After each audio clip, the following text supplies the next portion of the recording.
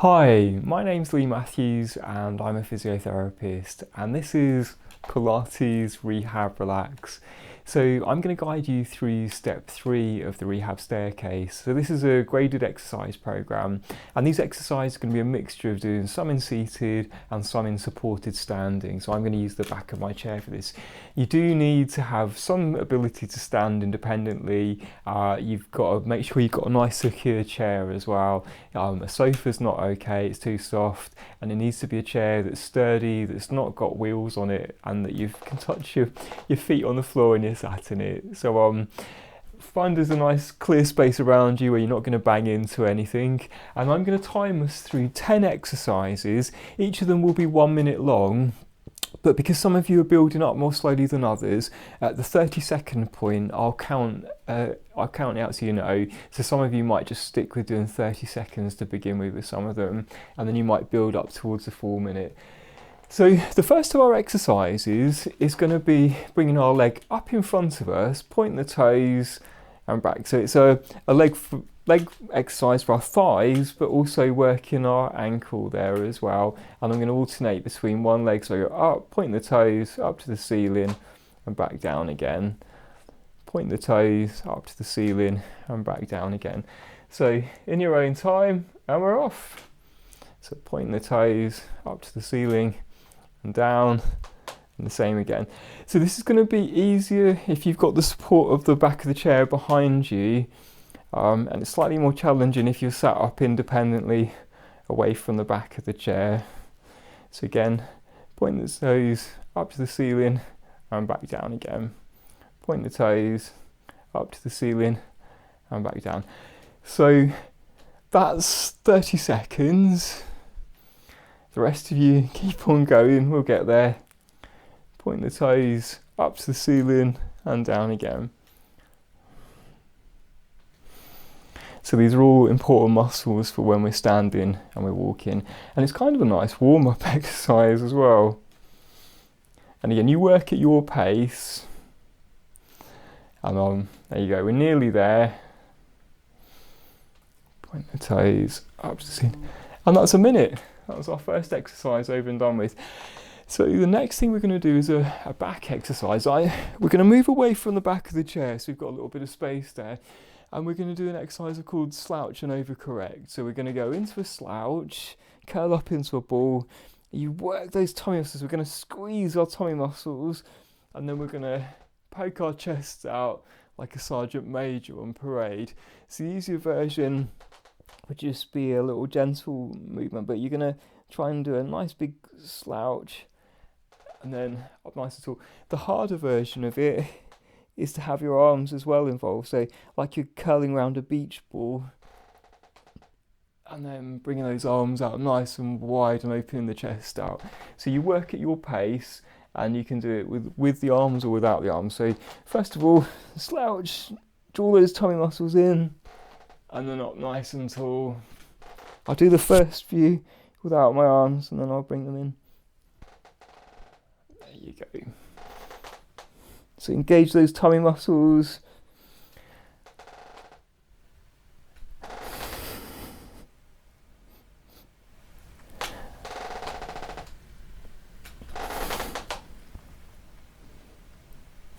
There you go, so that's half a minute.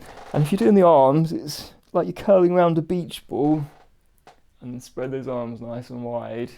And again.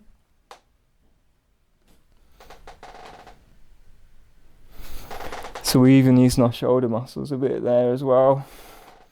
And it's a nice stretch for the whole of the spine when we're doing this. So you do the duration, you do the intensity that works for you, and you work at your own pace. There we go. So that was a minute of slouch and overcorrect.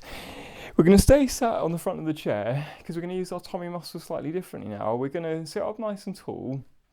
And what I want you to imagine, a bit like you're rowing a boat, you can either have the arms resting on your knees, that's the easier version of it, and keeping my back nice and straight, my spine nice and long, I'm going to tilt back slowly, and I start to feel my tummy muscles are working there, and then I come back up again. So it's a bit like a really gentle sit-up, but go back in the chair, just until you start to feel those tummy muscles working, and then back up tall. The harder version of it is with the arms out in front of you, a bit like you're rowing a boat, because you've obviously got a little bit more effort there where the arms are up nice and high. So I'll start the stopwatch and you work at your ability. So again, I'll start with the easier version of it.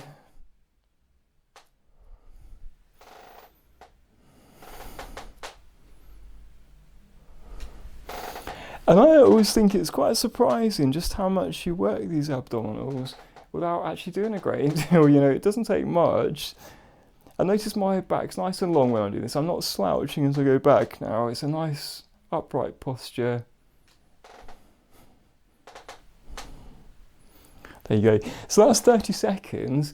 And so the progression is keeping those arms out in front of you, a bit like you're rowing a boat.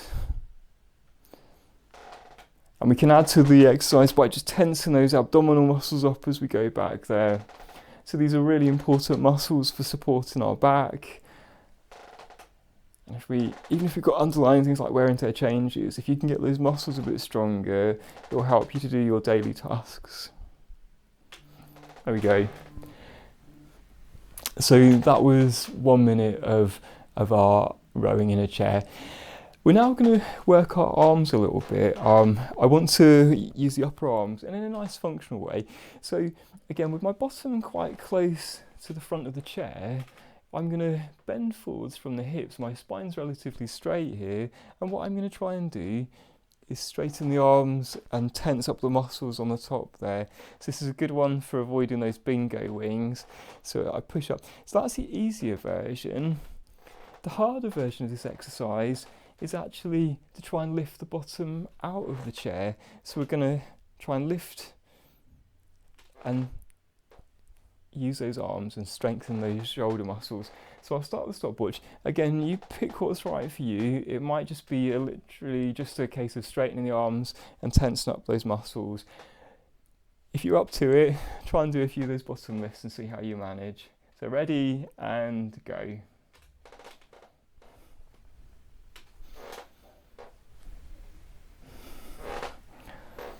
And can you see that this might be a useful exercise, because when we go to move our bottom in the bed, when we go to try and get out of a chair, having a little bit of strength in our arms can be a really useful thing.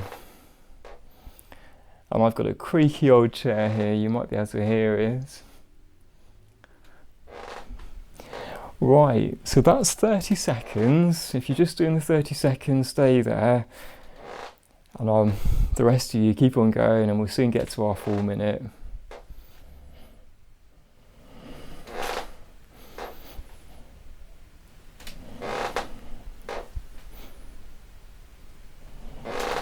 Nearly there.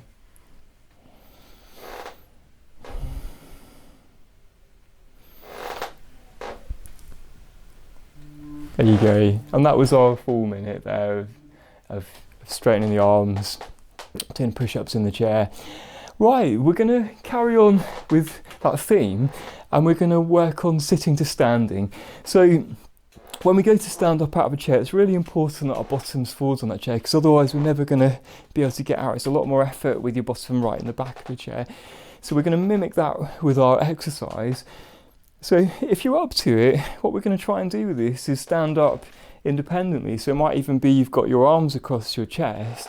But I would say that if you're struggling, either have your hands on your knees or pushing up from the chair or on the armrest of the chair. You can have a table in front of you if you feel a bit unsteady on your feet.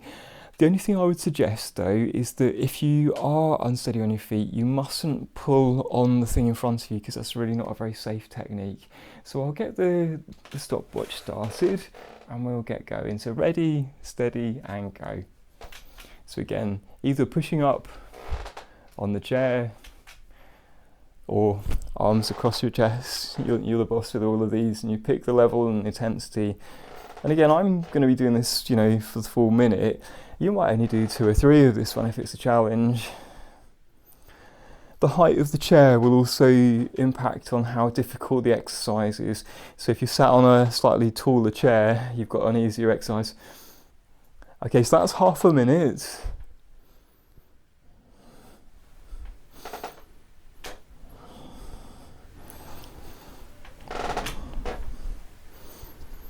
That's it. So as I go forwards, my nose comes over the toes and I stand up tall.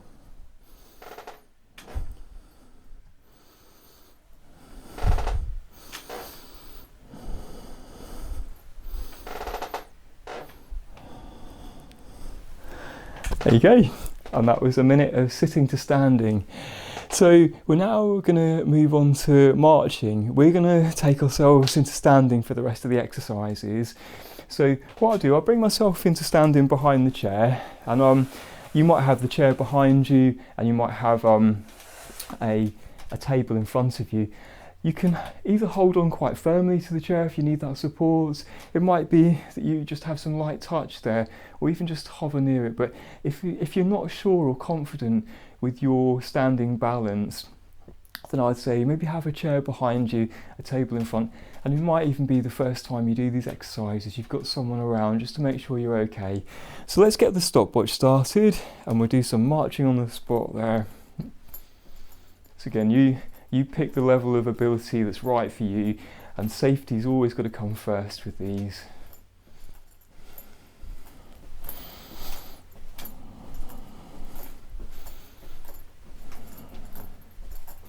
And again, if you're okay with it, you could even just be stood near something safe. So we're coming up to half a minute now, not far. There you go, so that's the 30-second point. So if we wanted to add a bit more of a cardiac element to our exercise here, then we can actually use the arms, or we could even have the arms sort of pumping quite high. The higher your arms and the faster they're moving, the more load that's going to place on your heart and lungs. But again, if you feel safer, just start with the legs and be near something to hold on to if you need it. We're almost there, last few seconds. There we go, that's good. Right, so that was marching for 1 minute. We're now going to move on to sidestepping. So I'm going to move my chair slightly, and what I'm looking to try and achieve with this exercise is 2 steps one way and then 2 steps the other way. For you at home, you might have a nice table in front of you, like your kitchen worktop, and that would be ideal. The chair's not so great because when I get over here, I'm going to reach over sideways, but I want you to be able to see what I can do as well. So here we go, 2 steps one way and 2 steps the other. 2, 1, 2. Again, you might have really small steps when you're doing this, you might have really big ones, I really don't mind. But again, if you need the support of a chair, have it in front of you. You could even have a table in front and a chair behind. But if you're okay, it might even be you do it independently. You're the boss. So that's 30 seconds. If you're just doing the 30, stop and wait for the next exercise. And notice that we're trying to keep our hips nice and level there. Sometimes when we've got weakness there, we can get into a pattern where we kind of do a funny wiggle. I'd actually rather you did smaller steps and try and keep your pelvis nice and level.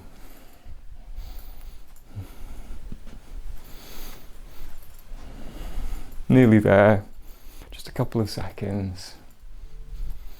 There we go. So that was our sidestepping. We're going to do some more leg exercises now, again holding the chair, and what I'm looking for is a squatting exercise. So here we go, I'm going to hold onto the back of the chair, and again if you've got grumbly knees you might only do a very small exercise here, but if you're feeling okay you might go that little bit further. So I keep my back nice and straight, I bend at the knees, and you've got as much support as you need to. It might be, if you're not very good with your balance, that you actually lean on the worktop in front of you. So again, use as much or as little support as you need to. If you've got irritable knees, I'd rather you just did a really small knee bend though, so it might literally be an inch or 2 and up, and that will still give benefits to strengthen those muscles. But if we irritate other joint problems by pushing with the exercise, it's just going to be counterproductive. So here we go, and we're off.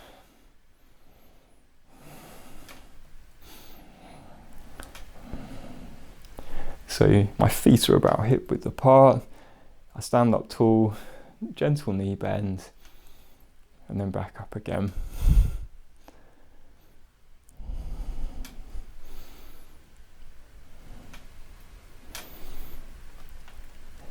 So these are nice functional exercises and they're going to help get you stronger with your daily activities. So that's half a minute there. If you're just doing the 30 seconds, then you can stop there.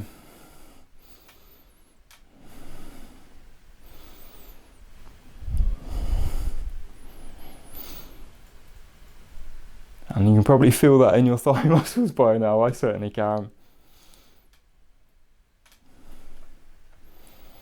Just a few more seconds.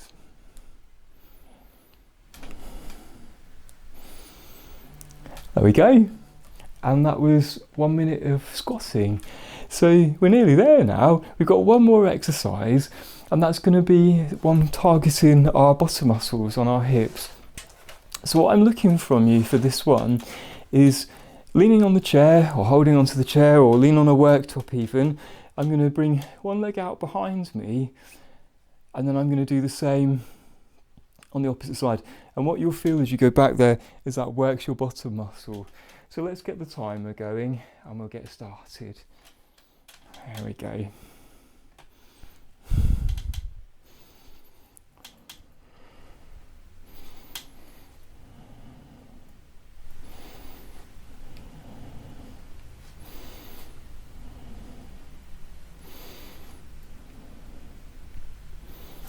So we're getting to the 30-second point now. I'll count you out when we get there.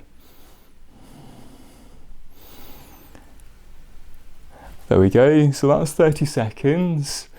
But if you're doing the full minute, hang in there. We'll soon get there, won't we?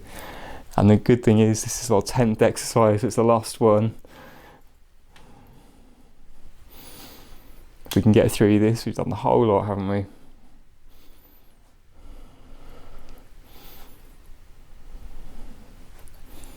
Just a few seconds. There we go.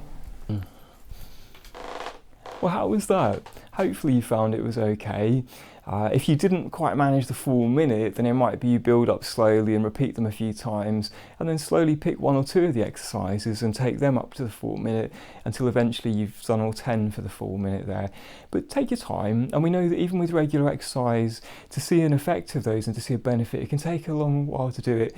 I'd much rather you had some exercise you could do a little bit each day and slowly build on than doing them once a week and be sore for days afterwards. So work at your pace, build on it slowly, and if you find it becomes easy, it might be that you're ready to try and move on to the fourth step, which is exercises in standing with a little bit of support. So there's no seated exercises on the fourth step.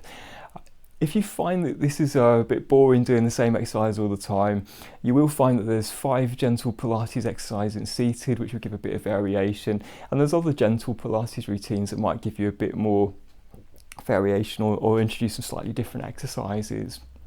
So I hope you enjoyed it, and we look forward to seeing you soon.